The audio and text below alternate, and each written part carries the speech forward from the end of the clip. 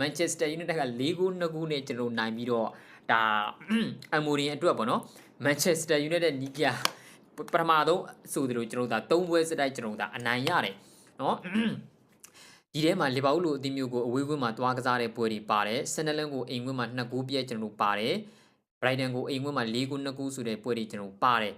ဆိုတော့ဘရိုက်တန်ကိုလည်းကျွန်တော်တို့တွေအိမ်ကွင်းမှာမနိုင်တာ3နှစ်လောက်ရှိပြီဗျာဒီလား3နှစ်လောက်ရှိပြီ3ရာသီဇက်တိုက်လောက်ရှိပြီဆိုတော့ဒီပွဲကိုအမှန်တမ်းပြောလို့ရှိရင်ရှေ့လီဗာပူးတို့ပါလို့ကိုပွဲတွေမှာအနိုင်ရတာအပြီးမှာလုံးဝကိုနိုင်စေခြင်းနေတာတကယ်လည်းပဲနိုင်ခြင်းခဲ့တာဗျာသိလားနော်ဟိုတော်တော်ကိုဒီတိုင်းပတ်ထားတဲ့အတင်းမျိုးကိုဆိုတော့ Brighton ကိုကျွန်တော်4 goal 2 goal ဆိုတဲ့ရက်နဲ့ရအောင်ကျွန်တော်အနိုင်ယူသွားတယ်တော်သေးတာပေါ့ကွာနော်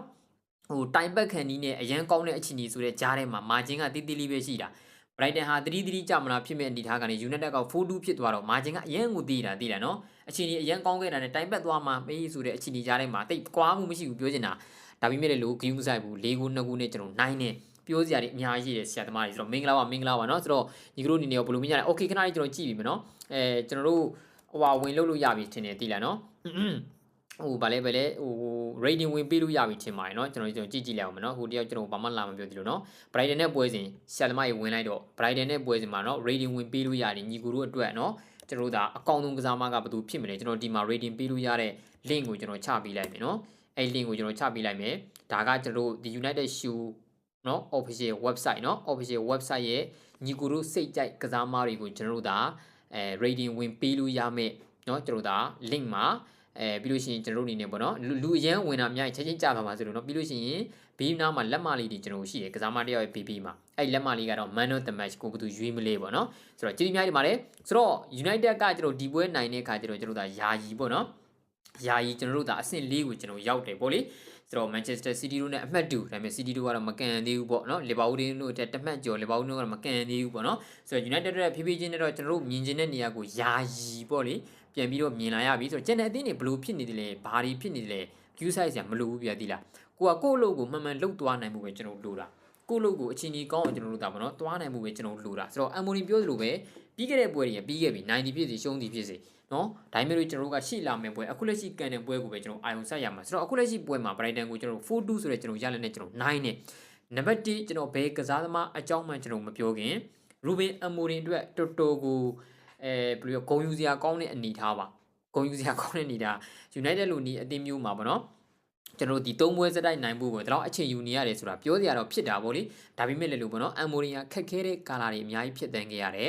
ရာသီစမှာဆိုလို့ရှိရင်လည်းကျွန်တော်တို့အားလုံးဒါနော်ဒါဝေဖန်ကန်ခဲ့ရတာတွေသူရှိတယ်တိုင်ပတ်ခဲ့တာတွေလည်းသူရှိတယ်တကယ်ဝေဖန်ခြင်းစရာကောင်းတဲ့အရာတွေလည်းကျွန်တော်ရှိတယ်ဒါပေမဲ့လို့နောက်ပိုင်းမှာကျွန်တော်တို့ပေါ့နော်ပြောင်းလဲတာလေးတွေဖြည်းဖြည်းချင်းလှုပ်ရင်းနဲ့အခုဆိုလို့ရှိရင်ကျွန်တော်တို့တော်တော်ကိုအဆင်ပြေးနေပြီနော်တော်တော်ကိုကျွန်တော်အဆင်ပြေနေပြီတကယ်လည်းပဲကျွန်တော်အချင်းကြီးကောင်းတာကစားသမားတွေရဲ့ဘက်ကလည်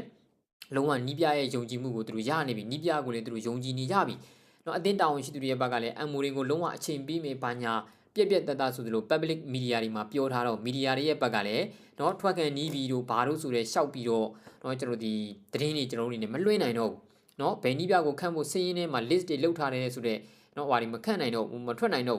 ဘဲနဲ့ကျွန်တော်ဒီလိုချင်းနေကျွန်တော်ရောက်လာတယ်ဆိုတော့ Amorim အနေနဲ့ပေါ့เนาะသူလက်ရှိမှာဆိုလို့ရှိရင်အပြောင်းလဲလောက်ထားတာတွေကိုသူယုံကြည်လို့73တာတွေကိုအပါဝင်ဒီပွဲမှာကျွန်တော်အနိုင်ရခဲ့တော့သူ3ပွဲစတိုက်အနိုင်ရတယ်ဂျားထဲမှာဆန်နလန်ကို2-0နဲ့နိုင်ခဲ့တဲ့ပွဲအပြီးအဲ့ပွဲကစလို့သူ့အနေနဲ့ out of position shape တွေပါတယ်အပြောင်းလဲလုပ်ထားတာကစားသမားတွေကိုယ်တိုင်ကလည်းနီးပြအပေါ်မှာယုံကြည်ပြီးတော့နူးပြရဲ့အနေအထားကိုကောင်းကောင်းလိုက်ကစားပေးနေတာတွေကိုကျွန်တော်ကြည့်ရင်အကြည့်ကျူးစရာပါเนาะဆိုတော့ Amorim အတွက်တော့အများကြီးကောင်းတဲ့ຢာပါအခုဆိုလို့ရှိရင်ကစားသမားတွေကိုကျွန်တော်နီးပြကို PR ကင်းနဲ့ကျွန်တော်အတိုင်းအတာတကူတွေရှေ့ပွဲတွေကိုပြင်ဆင်နိုင်တော့မယ်အခုလိုပွဲတွေကိုကျွန်တော်ခံစားနိုင်တော့မယ်ဗျာတိလာနိုင်ပွဲတွေကိုကစားသမားတွေလုံးဝထိုက်တန်ပါတယ်နီးပြလုံးဝထိုက်တန်ပါတယ်ဆိုတော့ Ruben Amorim တကယ် Ruben Amorim အတွက်ဒါတော်တော်လေးကိုအချင်းကြီးကောင်းစရာပါเนาะသူများအသင်းတွေအတွက်တော့ဗျာသူများအသင်းနီးပြတွေအတွက်တော့3ပွဲစတိုက်နိုင်နေဆိုတာမျိုးကအ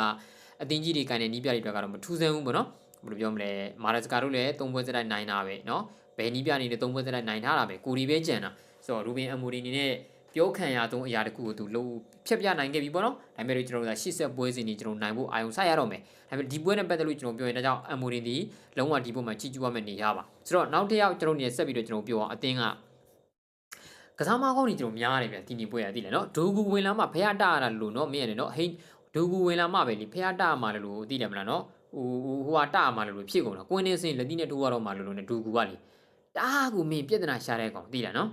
ဆိုတော့ဒီဘက်မှာအဆင်မပြေခဲ့တာဆိုတော့ဒူဂူတယောက်ပဲရှိတယ်လို့ကျွန်တော်ထင်တယ်ဒူဂူတော်တော်လေးအဆင်မပြေဘူးပေါ့နော်ဝင်လာပြီးတဲ့အနေအထားမျိုးမှာကျွန်တော်သူ့စီကနေပြီးတော့ကောင်းတဲ့ performance တွေမျှော်လင့်တာပေါ့နော်ဘာလို့လဲဆိုတော့တသိန်းလုံးကလည်းကျွန်တော်ကအဆင်ပြေနေတာဟုတ်တသိန်းလုံးကလည်းအဆင်ပြေနေတယ်ဆိုတော့သူ့စီကနေတကယ်ကောင်းတဲ့ performance တွေကျွန်တော်မျှော်လင့်ခဲ့တာဗျာသိလားနော်